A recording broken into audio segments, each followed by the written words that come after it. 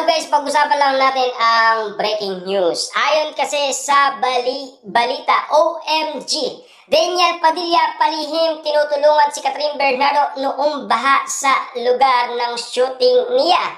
DJ kinausap ang barangay sa lugar, kaya nagsidatingan ang mga tao, nagdala ng upuan. Para doon nga naman kasi maglakad si Catherine Bernardo sa mga upuan para makapasok sa nasabing van.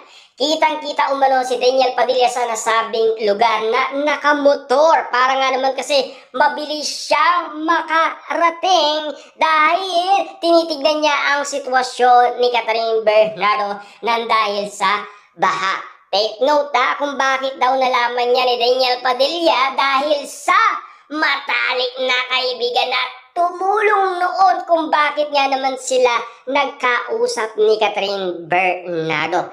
Tila tinawagan niya daw si Daniel Padilla sa sitwasyon ni Catherine Bernardo noong baha. Natatakot daw kasi si Catherine Bernardo. Kaya nga naman, to the rescue itong si Daniel Padilla at pumunta sa nasabing lugar kung saan baha.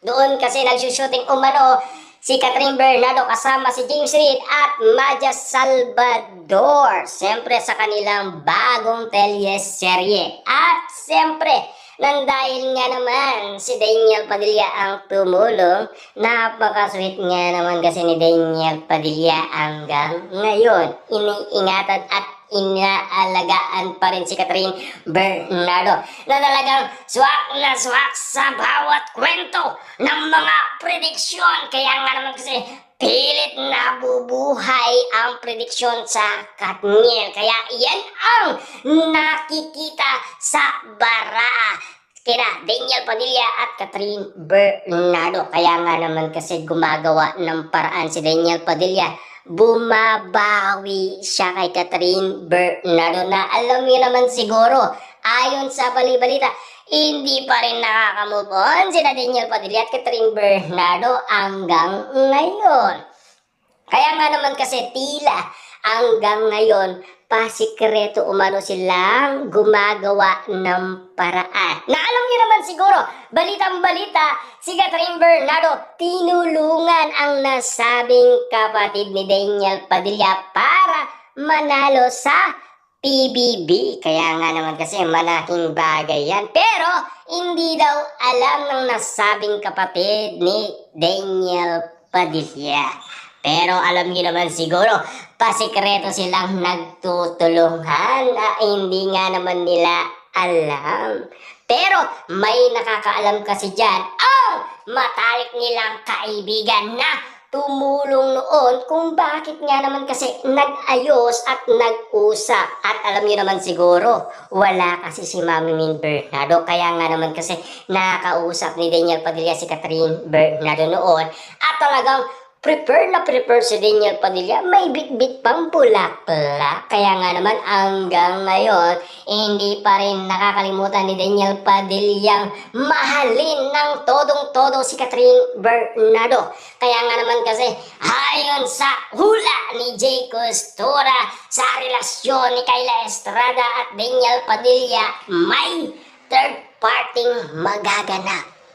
Na alam nyo naman siguro, yun kasi ang nakikita sa kanilang pakiramdam, sa kanilang ula. At yan din kasi ang nababasa ng iba.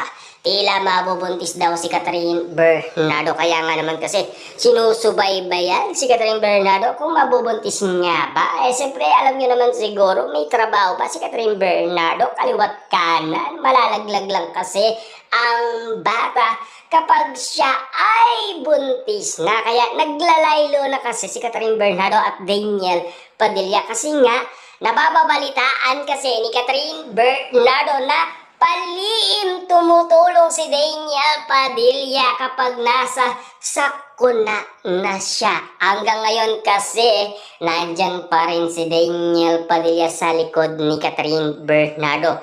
Palihim lang siyang gumagawa ng paraan. Kaya nga naman kasi si Mami Min Bernardo kung bakit nga naman bet na bet niya si Daniel Padilla at tila nilalike umano ni Mami Min Bernardo ang mga article ni Daniel Padilla na talagang spotted sa mga matang lawin na talagang kinikilig sa bawat eksena. Malatelya-serye nga naman kasi ang lahat ng kaganapan kina Catherine Bernardo at Daniel Padilla. Kaya nga naman kasi ang bawat issue kung bakit nag-iingay na ang Katniel at kung bakit kasi nag-iingay na rin ang mga Katniel fans. Kung bakit nga naman kasi tila nabubuo na ang Katniel fans club. Dati kasi nagkawatak-watak yan.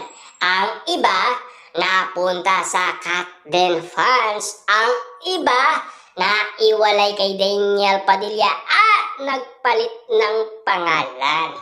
Yung Daniel supporter niya naman kasi. At lalong-lalo na ang iba napalitan ng Kat Mark. Kasi para Mayor Mark Alcala at Catherine Bernardo naman ang mga fans na yan. Pero at least si Daniel Padilla ang gumagawa ng paraan. Hindi si Mayor Mark Alcala. Ayon kasi sa balita. Na alam niyo naman siguro tahimik daw si Catherine Bernardo sa baha. Na dahil nga naman kasi sa nakawan sa gobyerno.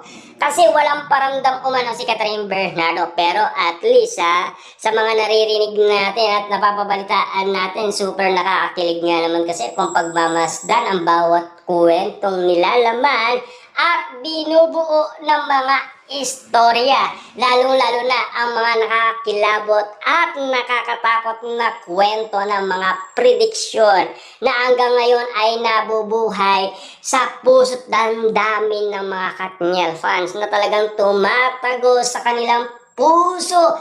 Kaya nga naman kasi hanggang ngayon ay hindi pa rin nila makalimutan ang kanilang idolo. Kung bakit nga naman tila si Daniel Padilla ay gumagawa pa rin ng paraan para kay Catherine Bernardo. Malaking bagay yan ang ginagawa ni Daniel Padilla na pagtulong na alam niyo naman siguro mahal na mahal umano ni Daniel Padilla si Catherine Bernardo. Ganon din naman kasi si Catherine Bernardo kung bakit nga naman kasi nagpaparamdam din si Catherine Bernardo hanggang ngayon na tila hindi pa rin sila nakaka-move on sa isa't isa kahit alam niyo naman siguro napapabalitaan na okay na daw ang kanilang relasyon.